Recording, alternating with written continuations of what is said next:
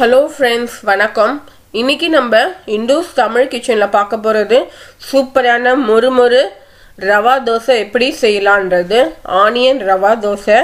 நான் சொல்கிற ப்ரொசீஜரில் நீங்கள் அப்படியே ஃபாலோ பண்ணுங்கள். சூப்பரான உங்களுக்கு ரவா தோசை நீங்கள் வீட்டிலே செஞ்சு சாப்பிட்லாம். ஹோட்டலில் தான் நல்லா கிறிஸ்பியாக கிடைக்கும்னு கிடையாதுங்க. வீட்டில் நீங்கள் இந்த ப்ரொசீஜரில் செஞ்சு பார்த்தீங்கன்னா ஹோட்டல் டேஸ்ட் அப்படியே உங்களுக்கு நீங்கள் வீட்டிலே செஞ்சு சாப்பிட்லாம். சூப்பராக கிறிஸ்பியாக நல்லா வரும். நீங்களும் சூப்பரான ரவா தோசை செய்யலாம். இப்போ நம்ம எப்படி செய்யலான்றதை பார்க்கலாம். இப்போ தேவையான பொருள் என்னன்னு பார்த்தீங்கன்னா, ஒரு கப்பு ரவை எடுத்துருக்கிறேன், அரை கப்பு அரிசி மாவு எடுத்துருக்கிறேன், 1/4 கப்பு மைதா மாவு எடுத்துருக்கேன். இப்போ பெப்பர், இந்த மாதிரி மிளகு இந்த மாதிரி க்ரஷ்ஷாக நீங்கள் நுணுக்கி வச்சுக்கோங்க. சீரகம், பச்சை மிளகாய், இஞ்சி, கருவேப்பிலை, கொத்தமல்லி தழை, அப்புறம் பெருங்காயத்தூள் எடுத்திருக்கேன். வெங்காயம் நல்லா கட் பண்ணியிருக்கேன். உப்பு, தயிர் இதெல்லாம் எடுத்துருக்குறேங்க. இப்போ 1 கப்பு ரவை, அந்த அரிசி மாவு ஒரு 1/2 கப்பு, மைதா மாவு ஒரு 1/4 கப்பு, இதை 3த்தையும் போட்டு மிக்ஸ் பண்ணிக்கோங்க. அது அங்கே வச்சிருக்கிற இன்க்ரீடியன்ஸ் எல்லாத்தையும் சேர்த்து நம்ம எல்லாத்தையும் ஒன்றா மிக்ஸ் பண்ணிக்கலாம். வெங்காயம் மட்டும் கடைசியாக நம்ம மிக்ஸ் பண்ணிக்கலாம். இதாங்க ரேஷியோ, இதுதான் கரெக்டாக நீங்கள் நோட் பண்ணிக்கணும். 1 கப்பு ரவை, 1/2 கப்பு அரிசி மாவு, 1/4 கப்பு மைதா மாவு. இந்த ப்ரொசீஜரில் நீங்கள் செஞ்சீங்கன்னா நல்லாயிருக்கும்.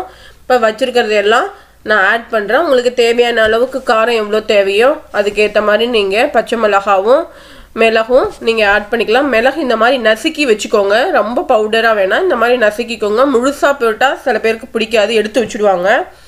அதனால் இப்போ நான் தயிர் கொஞ்சம் ஊற்றுறேன். ஒரு 1/4 கப்பு தயிர் ஊற்றிக்கோங்க. புளிச்ச தயிராக இருந்ததுன்னா நல்லாயிருக்கும். கொஞ்சம் மாவு புளிச்சா நம்ம எப்படி தோசைக்கு ஊற்றி சாப்பிடுவோமோ அந்த மாதிரி.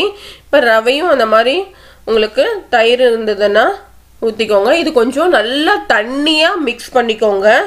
எவ்வளோக்கு எவ்வளோ தண்ணியாக மிக்ஸ் பண்ணணுமோ அந்த மாதிரி நல்லா தண்ணியாக மிக்ஸ் பண்ணணும். தோசை மாறி நல்லா மிக்ஸ் பண்ணக்கூடாது, இல்லைன்னா மொத்தமாக வரும் உங்களுக்கு. நல்லா கிறிஸ்பியாக வேணும்னா நல்லா தண்ணி ஆட் பண்ணிக்கோங்க. கொஞ்சம் தண்ணி கெட்டியாக இருக்குன்னு நினைக்கிறேன், அதனால் கொஞ்சம் தண்ணி ஆட் பண்ணிக்கிறேன். நல்லா இந்த மாதிரி தண்ணியாக மிக்ஸ் பண்ணி வச்சுருக்கிறேன்.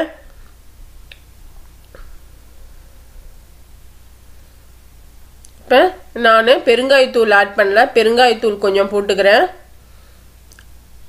அப்புறம் ஒரு டீஸ்பூன் ஆயில் ஊற்றிக்கோங்க. இது ஊற்றிட்டு நல்லா மிக்ஸ் பண்ணிக்கோங்க. மிக்ஸ் பண்ணிவிட்டு அப்படியே மூடி வச்சுருங்க. ஒரு 1/2 மணி நேரம் நல்லா ஊறட்டும். ஊறிடுச்சு. இப்போ ஒரு 1/2 மணி நேரம் ஆயிடுச்சு. பார்த்தீங்கன்னா உங்களுக்கு சூப்பராக ரெடி ஆயிடுச்சு. ஊறட்டும். ஒரு 1/2 மணி நேரம் ஊறினா தான் நல்லாயிருக்கும். இந்த மாதிரி அடியில் கெட்டியாக இருக்குது பாருங்கள். நல்லா மிக்ஸ் பண்ணிவிட்டு ஒவ்வொரு தோசையும் ஊற்றும் போது நல்லா கிண்டிக்கிட்டு அப்புறமா தோசை ஊற்றுங்க. அப்படியே ஊற்றிடக்கூடாது, அடியில் கெட்டியாக இருக்கும். மாவும் ஒரு மாதிரி கெட்டியாக வரும். நல்லா ஒவ்வொரு தடவையும் இந்த மாதிரி கிண்டிட்டு அப்படியே நல்லா ஃபாஸ்ட்டாக ஊற்றணும். இப்போ எப்படி ஊற்றலான்றதை காமிக்கிறேன். இப்போ வச்சிருக்கிற வெங்காயத்தை நான் ஆட் பண்ணலைங்க, ஆட் பண்ணுறேன். இப்போ தான் வெங்காயம் இப்போ ஆட் பண்ணி நல்லா மிக்ஸ் பண்ணிக்கோங்க. இப்போ நல்லா கல்லை காய வச்சுக்கோங்க. கல் ரொம்ப சூடாக இருக்கான்னு பாருங்கள். கரெக்டாக இருக்குது. ரொம்ப சூடாகவும் இருக்கக்கூடாது, ரொம்ப அடுப்பு பற்ற வச்ச உடனே இந்த தோசையெல்லாம் ஊற்ற முடியாதுங்க. நல்லா கல் காஞ்ச உடனே தான் தோசை ஊற்றணும். அதனால் தோசை கல் நல்லா சூடாக இருக்குது, கரெக்டாக இருக்குது. நல்லா ஒவ்வொரு தடவையும் நல்லா கிண்டி விட்டுக்கோங்க. நல்லா சுற்றி வேகமாக ஃபாஸ்ட்டாக ஊற்றுங்க. பொறுமையாக ஊற்றக்கூடாது. ஒரு 2-3 தடவை நீங்கள் ஊற்றுனீங்கன்னா அந்த மாதிரி வரும். கொஞ்சம் ஃபாஸ்ட்டாக ஊற்றுங்க, பொறுமையாக ஊற்றக்கூடாது. எவ்வளோக்கு எவ்வளோ ஃபாஸ்ட்டாக ஊற்ற முடியுமோ அவ்வளோக்கு. ஒரு ஷேப் இல்லாமல் அன்ஷேப்பாக கொஞ்சம் வரும். அப்படி தான் அந்த தோசை நல்லாயிருக்கும். இது ஷேப்பாக ஊற்ற முடியாது உங்களுக்கு. இப்போ உங்களுக்கு எண்ணெயோ இல்லை நெய்யோ உங்களுக்கு என்ன வேணும்னாலும் அது மேலே கொஞ்சோண்டு அப்ளை பண்ணிக்கோங்க. சூப்பராக இருக்குங்க. கொஞ்சம் கலர் சேஞ்ச் ஆகட்டும். ஆயிலெலாம் இந்த மாதிரி இருந்ததுன்னா கொஞ்சம் ஸ்ப்ரெட் பண்ணிக்கோங்க. இது கொஞ்சம் ஒரு நிமிஷம் கழிச்சு தாங்க திருப்பி போடணும். உடனே திருப்பி போட்டிங்கன்னா உங்களுக்கு எடுக்க வராது. நல்லா வெந்திருக்கணும், எல்லா இடத்துலையும் வெந்திருக்கணும். பாருங்க அடியிலலாம் கலர் நல்லா சேஞ்ச் ஆகிடுச்சு. இப்போ அப்படியே மெதுவாக இந்த பாருங்க உடையுது. கொஞ்சம் அப்படியே மெதுவாக அப்படியே திருப்பி போடுங்க. அடியிலலாம் நல்லா காஞ்சிருக்கணும். நல்லா கிறிஸ்பியாக சூப்பராக இருக்குது தோசை. சூப்பரான ரவா தோசை உங்களுக்கு ரெடி ஆயிடுச்சு. ஆனியன் ரவா தோசை. உங்களுக்கு சூப்பராக கலர்லாம் சேஞ்ச் ஆகிருக்கு பாருங்கள். சூப்பரான கலர், நல்லா இருக்குங்க. கண்டிப்பாக நீங்களும் இதே ப்ரொசீஜரில் ட்ரை பண்ணி பாருங்கள். உங்களுக்கும் இது ரொம்ப பிடிக்கும்.